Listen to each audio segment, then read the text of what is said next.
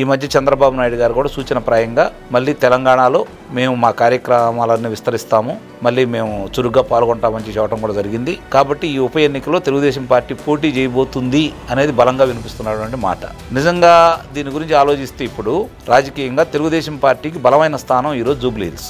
కాబట్టి ఇక్కడ ఎట్టి పరిస్థితుల్లో కూడా తెలుగుదేశం పార్టీ పోటీ చేయాలని కోరుకుంటుంది. నిజంగా చంద్రబాబు నాయుడు గారు తెలుగుదేశం పార్టీ నుంచి ఇక్కడ అభ్యర్థిని నిలపాలి అని అనుకుంటే భవిష్యత్తులో ఇక్కడ కూటమిగా ఏర్పడి మళ్ళీ భారతీయ జనతా పార్టీ అధికారంలో రావాలని చెప్పని కూడా వాళ్ళు పావులు కలుపుతున్నారు. కాబట్టి కూటమి నిస్సందేహంగా కూడా ఈ తెలుగుదేశం పార్టీ కేటాయిస్తారని చెప్పి అయితే నేను బల్లగుద్ది చెప్పగలను. ఎలాంటి సందేహం అయితే లేదు. జగదీశ్వర్ రెడ్డి కావచ్చు, లేకపోతే హరీష్ రావు గారు కావచ్చు, లేకపోతే కేటీఆర్ కావచ్చు, వీళ్ళందరూ కూడా కావాలని మళ్ళీ తెలుగుదేశం పార్టీ ఇక్కడ గనక బలంగా నిలబడితే వాళ్ళకి ఇబ్బంది అన్న భావంతో ప్రాంతీయ విభేదాలను సృష్టించడానికి తెలుగుదేశం పార్టీని చంద్రబాబు నాయుడు గారిని ఒక బూచిగా సృష్టించి మళ్ళీ వాళ్ళు పబ్బం గడుపుకోవడానికి రాజకీయంగా లబ్ధి చెందడం కోసం వాళ్ళు మళ్ళీ అలాంటి ప్రయోగాలు చేస్తున్నారు. కాబట్టి దీనికి అడ్డుకట్ట వేసే ఆలోచనలో మొట్టమొదటి ఉన్నారు చంద్రబాబు నాయుడు గారు. ఎట్టి పరిస్థితుల్లో ఏదైనా మాట్లాడినా ఆయన రెచ్చిపోయే మనిషి అయితే కాదు.